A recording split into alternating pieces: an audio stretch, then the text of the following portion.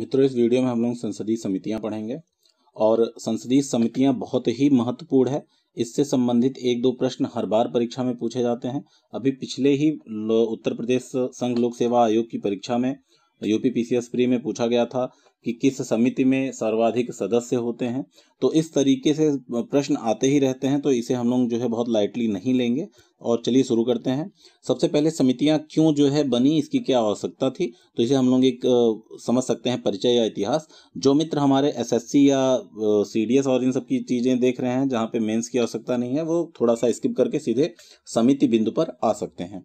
संसद की एक समस्या थी मित्रों कि उनका जो है कार्य का बोझ बहुत ज़्यादा था। जैसे बहुत सारे विधेयकों पे चर्चा करना, फिर और जनता की जो समस्या है उस पर एक विधेयक बनाना, तो इन सब बिंदुओं पे पर्याप्त चर्चा हो ही नहीं पाती थी, क्योंकि एक बिल पारित करने में समय लग जाता है। प्रथम वाचन, द्वितीय वाचन में समिति की कई सारी समितियों के पास जाता है, और फिर तृतीय वाचन, फिर पारित करना, राष्ट्रपति की साइन, तमाम चीज़ें होती हैं। तो इस वजह से कार्य का बोझ ज़्यादा था। तो इंग्लैंड ने इसके लिए क्या किया कि इसको दूर करने के लिए एक समिति व्यवस्था का जो है प्रादुर्भाव किया, और उसमें जो है यही आगे चीज हम लोग देखेंगे। बाद में अमेरिकी कांग्रेस ने भी इसे अपना लिया, और इसका लाभ क्या है और भारत में कब आया उसकी बात हम जो है नीचे ये करने वाले हैं। इसका लाभ यह हुआ कि प्रत्येक बिंदुओं पर पर्याप्त विचार विमर्श हो जाता था। सब जो है जितने सांसद थे सबको मौका मिलता था, सभी सदस्यों का सहयोग मिलता था। जो अपना बैक बेंचर्स थे, जो ऐसे बैठे रहते थे जिनका कोई मतलब नहीं था, एमपी लैट का पैसा जिन्हें मिलता था अपने क्षेत्र का विकास करने के लिए, सिर्फ उतने पे ही ध्यान रहता था, वो भी जो है क्या करने लगे, विचार करने लगे और अपना योगदान देने लगे। आगे भारत में यह प्रणाली 1921 से मॉन्टेग्यू चैम्सफोर्ड सुधार से आया है। अनुच्छेद 118 में कहा गया है, प्रत्येक सदन अपनी प्रक्रिया और कार्य संचालन के लिए विनियम के लिए नियम बना सकेंगे। अनुच्छेद 118 कि मतलब कि जो उनका रेगुलेशन है उसके लिए नियम वो लोग बना सकते हैं, और बनाए भी हैं। ठीक है, आगे आते हैं संसदीय समितियां के बारे में। दो तरीके की समितियां हो सकती हैं मित्रों, एक स्थायी समितियां, एक तदर्थ समितियां। एडहॉक समितियां उन्हें कहते हैं जो टेम्पोररी होती हैं, और स्थायी समितियां उन्हें कहते हैं जो स्थायी होती हैं, परमानेंट होती हैं। इनका एक निश्चित समय पे चुनाव होता है, इनका सदस्यों का चयन होता है। अच्छा, एक टर्म है ये संसदीय समितियां, एक होती है परामर्शदात्री समितियां। तो यहीं पे हम लोग समझ लें या आगे देखते हैं, लिखा भी हुआ है कहीं पे बिंदु। फिर यहाँ पे प्रकार देखते हैं, दो तरीके के हो सकते हैं स्थायी समिति। एक हो सकता है पारंपरिक, जो काफी पहले से शुरू हुआ है, परंपरा में चली आई है, और एक होती है विभागीय समितियां, जिसका शुरुआत जो है अभी बिल्कुल बहुत जल्दी से हुआ था, 1993 के आसपास से। ठीक है, मतलब यही ईयर था। तो एक है पारंपरिक लोक लेखा, प्रकलन, लोक उपक्रम। तो ये तीन तो बहुत ही महत्वपूर्ण है। अगर इसी में हम लोग BAC भी जोड़ लें, ठीक है, कार्य मंत्रणा समिति, तो यह भी जो है इंपॉर्टेंट ही है। आगे आते हैं मित्रों, विभागीय समितियां हम लोग देखेंगे। फिर इधर जो है इस साइड जो तदर्थ समितियां थी, वहां पे देखिए जैसे कोई घटना घट गई तो उसकी जांच के लिए जांच समितियां बनती हैं। यह भी हो सकता है कि कोई एक सदन के सदस्य उसमें हो, यह भी हो सकता है कि उसमें दोनों सदन के सदस्य हों। एक के होंगे तो प्रवर समिति, दोनों के होंगे तो संयुक्त समिति। ऐसे ही किसी विधेयक पर विचार करने के लिए, जैसे कोई विधेयक आया, आधार विधेयक आ गया मान लो, और ये हो रहा है कि चलो इस पर विचार करना है। ठीक है, जब आया था तो उस पर विचार करने के लिए भी दो समितियां बन गई। अगर अकेले किसी सदन ने बनाई है तो प्रवर समिति, अगर दोनों ने बनाई है तो संयुक्त समिति। ठीक है, तो ये आप समझ सकते हैं, घटना की जांच के लिए भी दोनों समिति बनेंगी और विधेयक की जांच के लिए भी दोनों बनेंगी। आगे आते हैं, सदस्यों का चयन मित्रों दो तरीके से हो सकता है। एक तो जो सदस्य हैं, जो संसद में सदस्य बैठे हुए हैं, ये वोट करें, और वो वोट ऐसे होता है जो है आनुपातिक प्रतिनिधित्व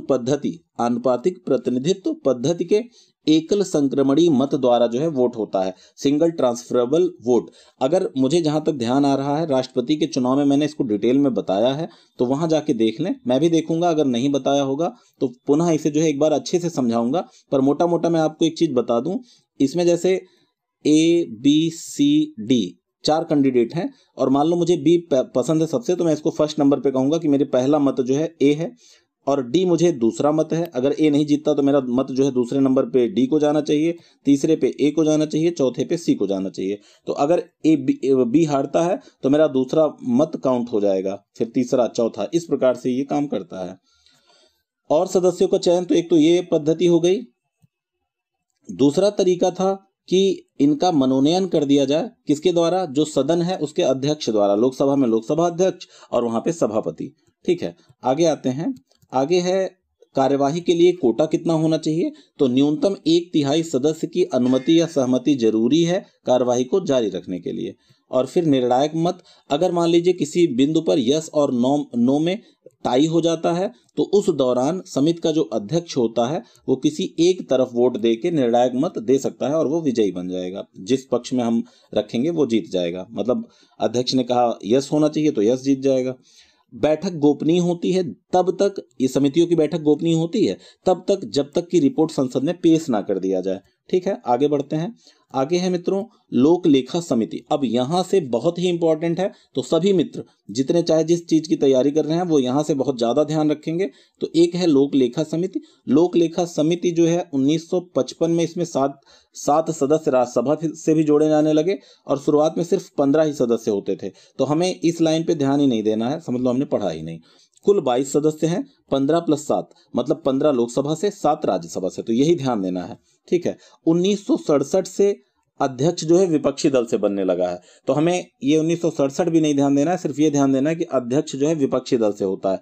लेकिन मान लो खुरापात कर दिया जाए, प्रश्न में कह दिया जाए कि हमेशा से जो है लोक लेखा समिति के अध्यक्ष विपक्षी दल से रखा जाता था, बनाया जाता था, तो गलत हो जाएगा ना, क्योंकि ये तो नवाचार था। 1967 के बाद से ऐसा किया गया है। उसके बाद कार्य क्या है इनका कार्य होता है सरकार के वार्षिक लेखों की जांच करना। ठीक है, कैग द्वारा दी गई रिपोर्ट पर विचार करना, और जब यही विचार करते हैं तो कई सारे घोटाले सामने आ जाते हैं। जैसे कैग ने रिपोर्ट दिया था बोफोर्स तोप घोटाले के मामले में, 2G स्पेक्ट्रम घोटाले के मामले में, कोयला आवंटन के मामले में। तो जब ये समिति जांच करने लगी तो उन्हें ये सारी कमियां यहाँ पे दिखी और ये घोटाले उजागर हो गए। आप नेट पे डालेंगे कि लोक लेखा समिति या कैग द्वारा उजागर किए गए घोटाले। ठीक है, अभी लेटेस्ट भी मिल जाएगा आपको, कोई दिक्कत नहीं है।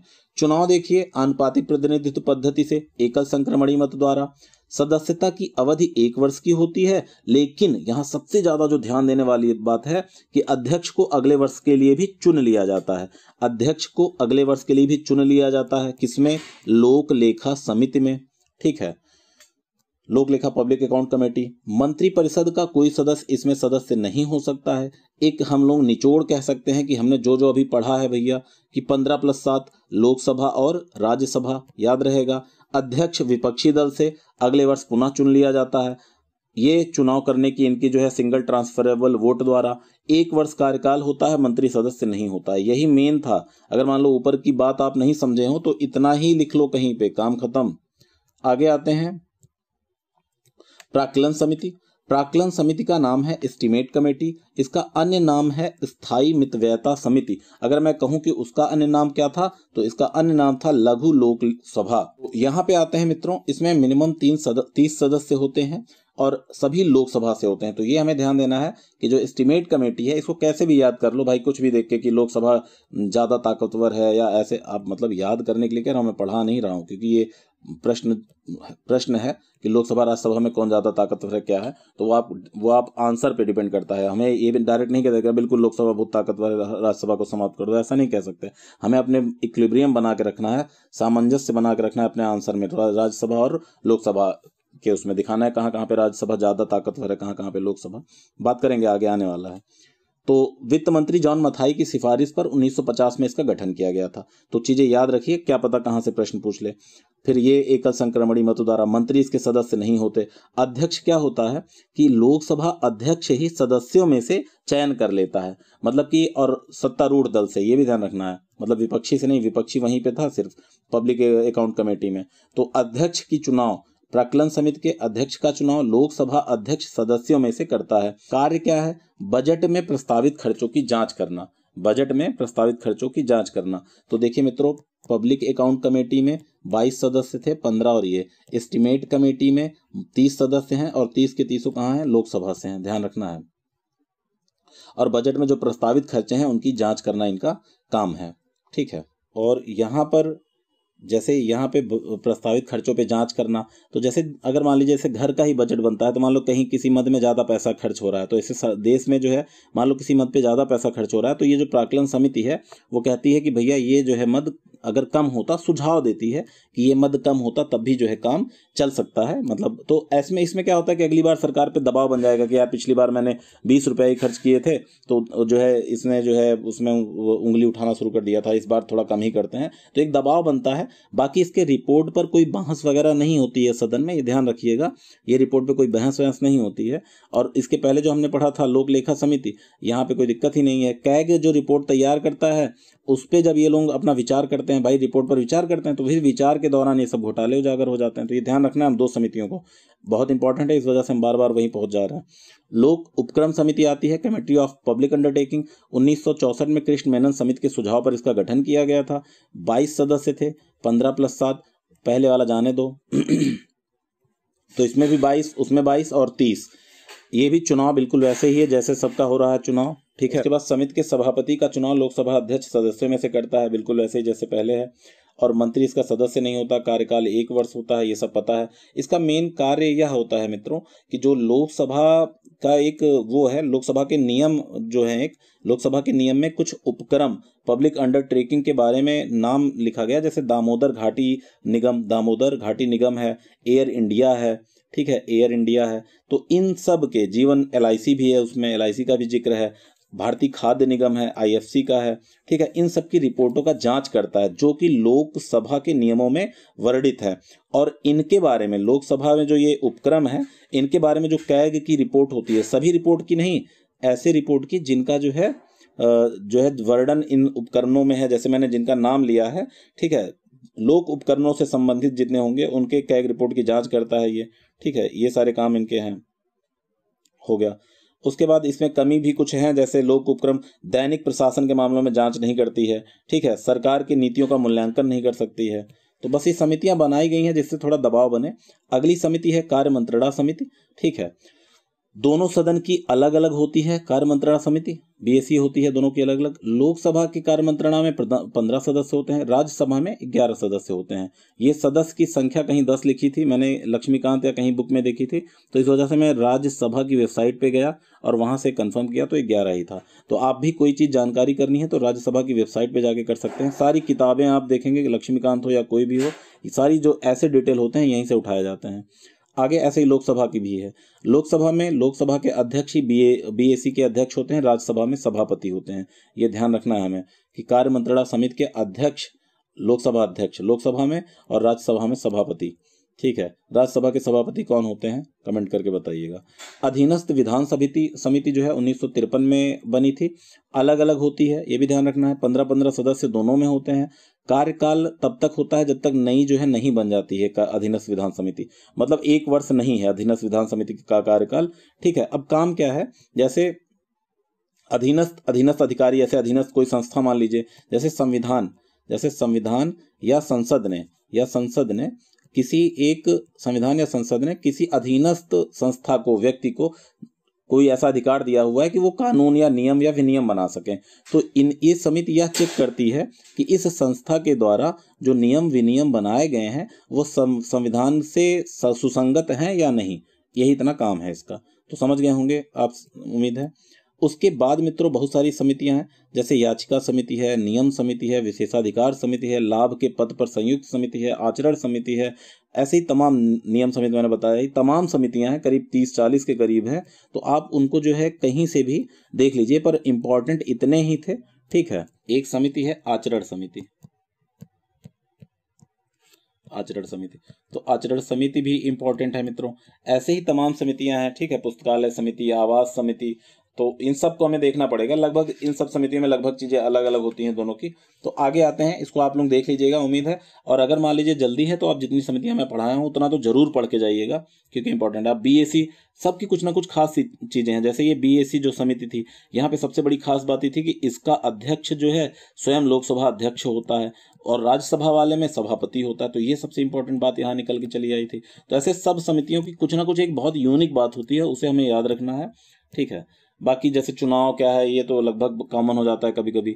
विभागीय स्थायी समितियां डीआरसीज पे आते हैं। लोकसभा की नियमावली समिति की सिफारिश पर डीआरसीज का गठन हुआ था, विभागीय समितियों का गठन हुआ था। उद्देश्य क्या था? कार्यपालिका पर संसदीय नियंत्रण को प्रभावी बनाना था। ठीक है। 1993 में 17 थी, 2004 में 7 और जुड़ी और इस प्रकार जो है 24 डीआरसीज का गठन हो गया था। 16 डीआरसीज लोकसभा के अधीन कार्य करती हैं और 8 डीआरसीज राज्यसभा के अधीन जो है, और इनके अध्यक्ष की नियुक्ति लोकसभा अध्यक्ष करता है। ऐसे ही इनके अध्यक्ष की नियुक्ति राज्यसभा के सभापति करते हैं। उसके बाद 2004 से पहले 45 सदस्य हो सकते थे, लेकिन अगर हम आगे बढ़ें तो वर्तमान में 2004 के बाद से 31 सदस्य होते हैं डीआरसीज में, 21 लोकसभा से, 10 राज्यसभा से। यह भी जो है 2004 से बदला था, इसको भी मैंने साइट से कंफर्म किया है। उसके बाद इनका मेन काम क्या होता है? जो मंत्रालय होते हैं उनके अनुदान मांगों की जांच या रिपोर्ट देना। अनुदान मांगें क्या होती हैं इसको हम और एक वीडियो में समझाएंगे कोड के साथ, बहुत इंपॉर्टेंट है। लोकसभा में मतदान के लिए प्रस्तुत करने से पहले जो मंत्रालय मांग करेंगे तो उसको लोकसभा में मांग प्रस्तुत हो जाएगा, तब वो नहीं कर पाएंगे, मतलब जांच। तो मांग करने से पहले ही जांच कर लेते हैं, ठीक है, उससे पहले ही जो है जांच करते हैं। आगे आते हैं मित्रों परामर्शदात्री समितियां। परामर्शदात्री समितियां संसदीय समितियां नहीं होती हैं, ध्यान देना है। ये इनका काम है सिर्फ जो है एडवाइस करना, एडवाइजरी कमेटी भी बोल देते हैं। इन समितियों का अध्यक्ष उस मंत्रालय का मंत्री या राज्य मंत्री होता है। ठीक है। तो देखिए अभी तक अध्यक्ष क्या होता था, या तो आपस में चुन लिए जाते थे या अध्यक्ष जो लोकसभा अध्यक्ष सभापति थे वो चुन लेते थे, लेकिन यहाँ पे क्या हो गया, राज्य मंत्री हो गया। इनका गठन संसदीय कार्य मंत्रालय द्वारा किया जाता है। उसके बाद जो है ये समितियां भी संसद सदस्यों से गठित होती हैं, मतलब इसके अंदर भी संसद सदस्य होते हैं और वहां भी संसद सदस्य थे, लेकिन ये संसदीय समिति नहीं होती, क्योंकि संसदीय समिति वह है जिनमें ये लक्षण पाए जाने चाहिए। कौन कौन से? जिनके सदस्यों का चयन या तो सदन ने किया हो। सदन कैसे करता है? एसटीवी के द्वारा, सिंगल ट्रांसफरेबल वोट के द्वारा, और या फिर अध्यक्ष द्वारा या सभापति द्वारा मनोनयन किया गया हो, उनका नामित किया गया हो। ठीक है। पर यहाँ पे ऐसा नहीं है, यहाँ पे तो मंत्री जी ही नामित कर लेते हैं।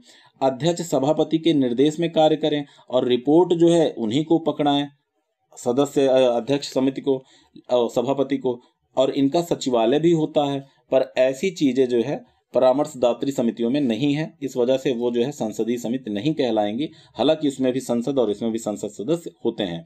अधिकतम संख्या 30 और न्यूनतम संख्या 10 होती है। नई लोकसभा गठन के साथ इनका भी गठन किया जाता है, मतलब इनका कार्यकाल लगभग लोकसभा का जब कार्यकाल होता है तब तक ये लोग भी रहते हैं। हर मंत्रालय गठन कर लेता है और अपनी जो चीजें होती हैं, जो सब कुछ, वो ये जो है विचार करते हैं। जैसे कुछ अनुदान है या कुछ भी काम है तो ये इस पर डिपेंड करते हैं, विचार करते हैं। उसके बाद मित्रों आते हैं संसदीय विशेषाधिकार पर। संसद सदस्य अपने कार्यों का निर्वहन कर सकें, इस वजह से उन्हें कुछ उन्मुक्तियां दी गई हैं, कि कुछ फ्रीडम दिए गए हैं, जिसे हम लोग कहते हैं संसदीय विशेषाधिकार। फ्रीडम नहीं बोलना है, उन्मुक्तियां ही सही हैं, अपने कार्यों का निर्वहन कर सकें इस वजह से। और अनुच्छेद 105 और 194 में, 105 में एमपी के लिए, सांसद के लिए, और 194 में एमएलए के लिए इसका वर्णन किया गया है।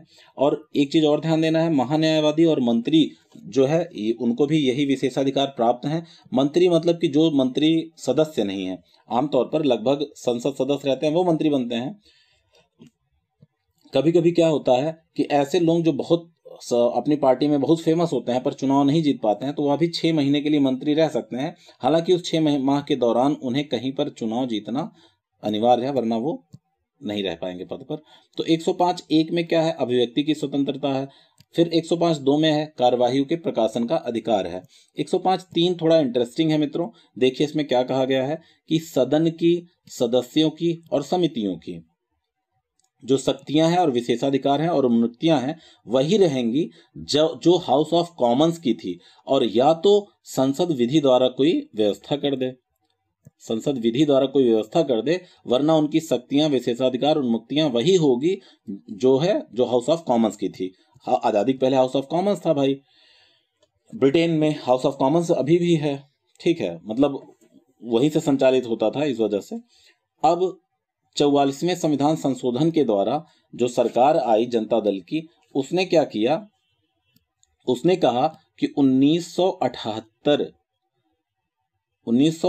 मतलब ये संशोधन हुआ था, तो उसने कहा कि शक्तियां, उन्मुक्तियां और अधिकार वही होंगे जो संसद विधि द्वारा व्यवस्था करे, अन्यथा वही व्यवस्था लागू होगी जो 1978 से पहले लागू थी। मतलब हाउस ऑफ कॉमन्स को उसने हटा दिया, जिससे गुलामी का वो जो है हट जाए। बाकी आप सोचिए जरा सा, कोई अंतर आया? नहीं आया। 1978 में तुमने संशोधन लाया था, उसके पहले हाउस ऑफ कॉमन्स लिखा था। अब तुमने कह दिया कि 1978 के पहले वाली व्यवस्था लागू होगी अनलेस अनटिल अगर संसद ने कोई विधि पारित ना कर दी हो। तो 1978 से पहले क्या था? यही था।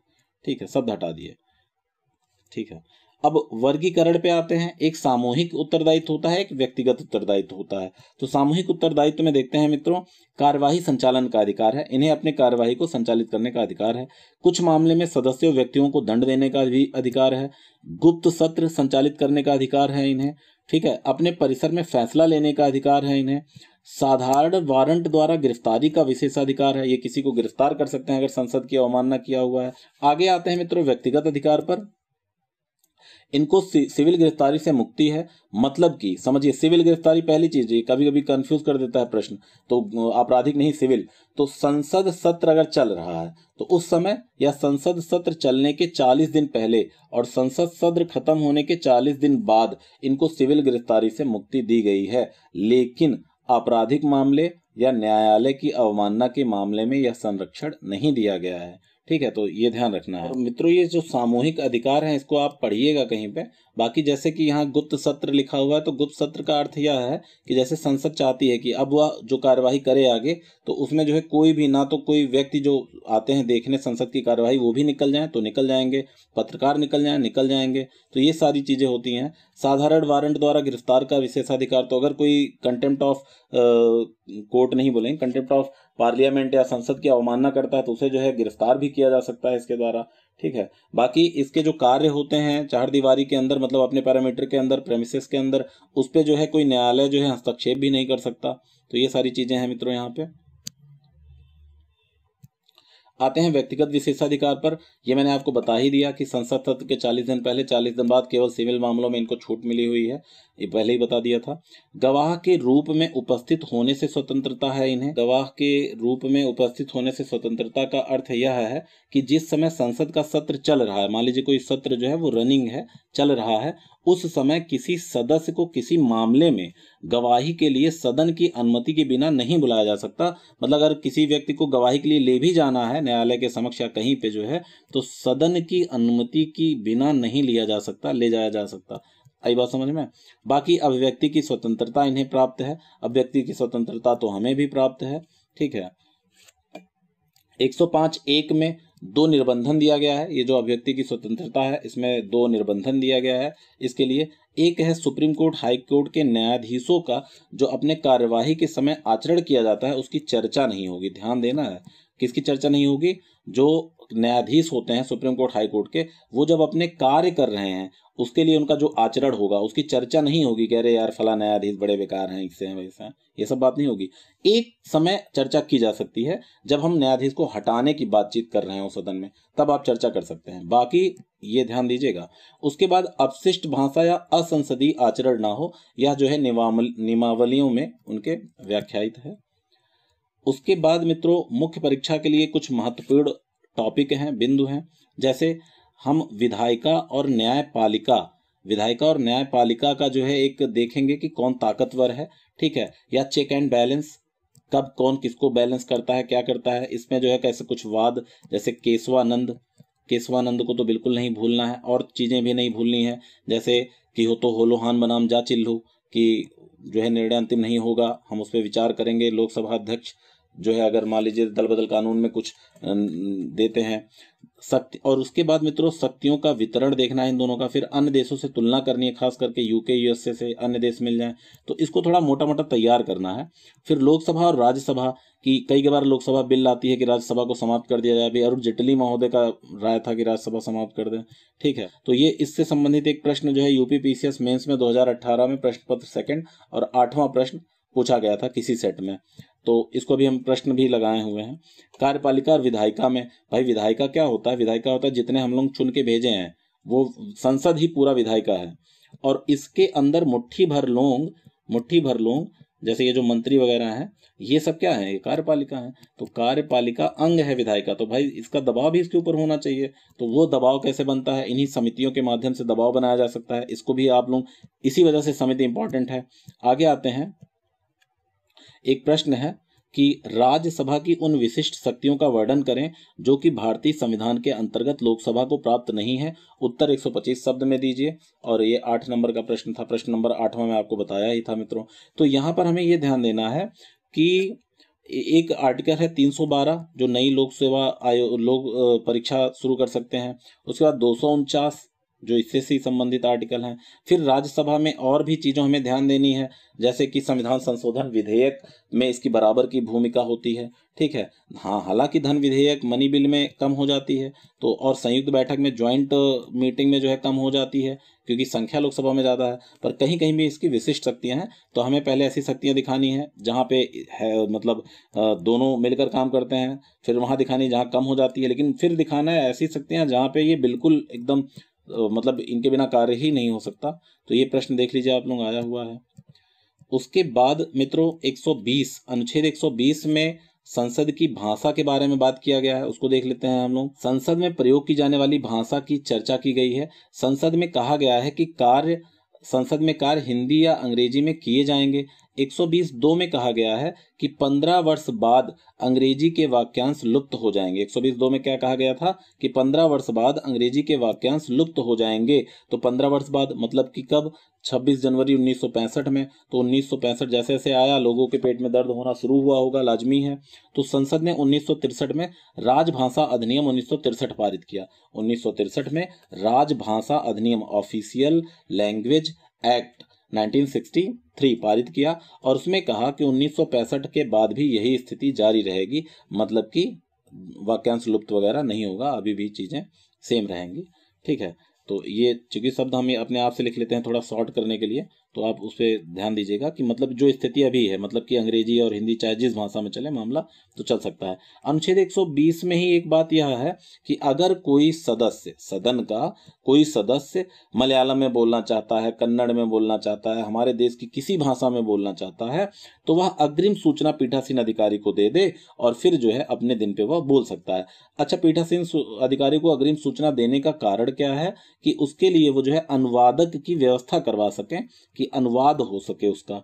ठीक है, तो अनुवाद कर सके। जैसे मान लो कोई मलयालम में बोल रहा हो, अपने यहाँ से जो है कोई इधर से गया हो उत्तरी जो है भारत से, तो वो समझ नहीं पाएगा। ठीक है, हालांकि तो इस वजह से जो है अग्रिम सूचना के साथ वो भी बोला जा सकता है। तो लेक्चर में इतना ही है मित्रों, और अगर आपको लेक्चर पसंद आता है तो इस चैनल को सब्सक्राइब करिए। और इसके बाद जो है अब जो नेक्स्ट वीडियो होगा, अब हम शायद ज्योग्राफी शुरू करेंगे मित्रों। और जो है ज्योग्राफी में भी सबसे पहले मैप चलेंगे, खास करके वो जो एग्जाम में ज़्यादा पूछे जाते हैं, मैप देखेंगे। उसके बाद 1-2 वीडियो पॉलिटी में अभी बनाऊंगा, उसके बाद फिर जारी रखेंगे। 1-2 वीडियो में अब वो डालूंगा जो बिल्कुल इंपॉर्टेंट होते हैं, टू द पॉइंट, उन्हें ही पढ़ेंगे हम लोग। ठीक है, तो ठीक है, थैंक यू वेरी मच।